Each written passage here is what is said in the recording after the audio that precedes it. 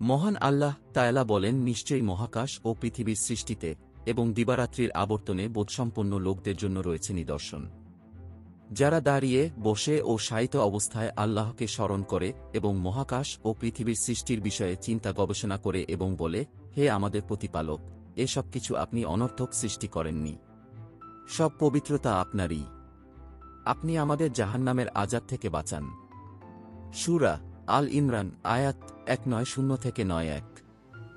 কক্ষপথ বিশিষ্ট মহাকাশ পবিত্র কোরআনে ইরশাদ হয়েছে, সূর্য তার নির্ধারিত পথে ছুটে চলে। চাঁদেরও রয়েছে নির্ধারিত কক্ষপথ। সূরা ইয়াসিন আয়াত 3-8-3-9। মহাকাশ তারকা বেষ্টিত। মহাকাশ বেষ্টিত তারকাগুলো প্রধানত দুই ধরনের। রাতের ঝলমলে আকাশে আমরা যেগুলো মিটমিট করে বলতে দেখি, কোরআনের ভাষায় এগুলো কাউকাব তথা স্টার শব্দে ব্যবহৃত হয়েছে। মহাকাশে রয়েছে বিলিয়ন বিলিয়ন গ্রহ, উপগ্রহ ও তারকার সমষ্টি। কোরআনের ভাষায় এগুলো বুরুজ তথা গ্যালাক্সি শব্দে ব্যবহৃত হয়েছে। পবিত্র কোরআনে ইরশাদ হয়েছে, আমি দুনিয়ার আকাশ অসংখ্য তারকারাজির দ্বারা সুসজ্জিত করেছি। সূরা সাফফাত আয়াত 6। মহাকাশের রং। আকাশের রং কি? নীল আকাশ বলে মানুষের মুখে পরিচিত হলেও বাস্তবে আকাশের সুনির্দিষ্ট কোনো রং নেই। বায়ুমণ্ডলের ক্ষুদ্র অণুগুলো দৃষ্টিসীমার প্রান্তে নীল হয়ে দেখা দেয়। মহাকাশের এই বহুরূপী সজ্জার বর্ণনা পবিত্র কোরআনে এভাবে এসেছে, কসম ওই আকাশের, যা বিভিন্ন রূপে আত্মপ্রকাশ করে। সূরা তারিক আয়াত 1-1।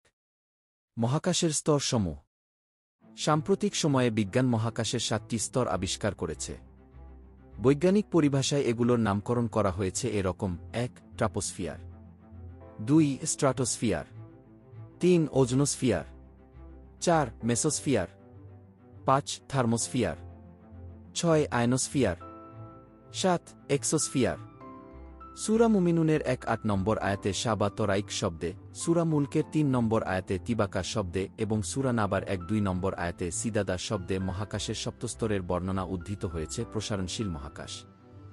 সাম্প্রতিক সময়ে সর্ববৃহৎ মহাকাশ গবেষণাকারী প্রতিষ্ঠান নাসা এ তথ্য আবিষ্কার করতে সক্ষম হয়েছে যে ভূপৃষ্ঠের পরিধি ক্রমেই সংকুচিত হচ্ছে এবং মহাকাশের পরিধি ক্রমেই বিস্তৃতি লাভ করছে। চাঞ্চল্যকর এ তথ্যে অনেকেই চোখ কপালে তুলেছিল। মহান আল্লাহ বলছেন, আমি নিজ হাতে আসমান সৃষ্টি করেছি এবং আমি এর বিস্তৃতি ঘটাই। সূরা জারিয়াত আয়াত 4-7। অন্য আয়াতে ইরশাদ হয়েছে, তারা কি দেখে না আমি ভূপৃষ্ঠের পরিধি ক্রমশ সংকুচিত করে আনছি, এরপরও কি তারাই বিজয়ী? সূরা আম্বিয়া আয়াত 4-4। খুঁটিহীন মহাকাশ। যেখানে শূন্যের ওপর এক টুকরা কাগজের অস্তিত্ব কল্পনা করা যায় না, সেখানে এত বিশাল মহাকাশ মহাশূন্যের মাঝে কিভাবে ভাসমান থাকতে পারে? আল্লাহ তাআলা বলেন, তার নিদর্শনাবলী থেকে এটাও একটি যে আসমান জমিন কেবলমাত্র তার আদেশের উপরই দাঁড়িয়ে আছে। সূরা রোম আয়াত 2-5। পবিত্র কোরআনে ইরশাদ হয়েছে, 7 আসমান আমি খুঁটিবিহীন ভাসমান অবস্থায় সৃষ্টি করেছি, যা তোমরা দেখছ।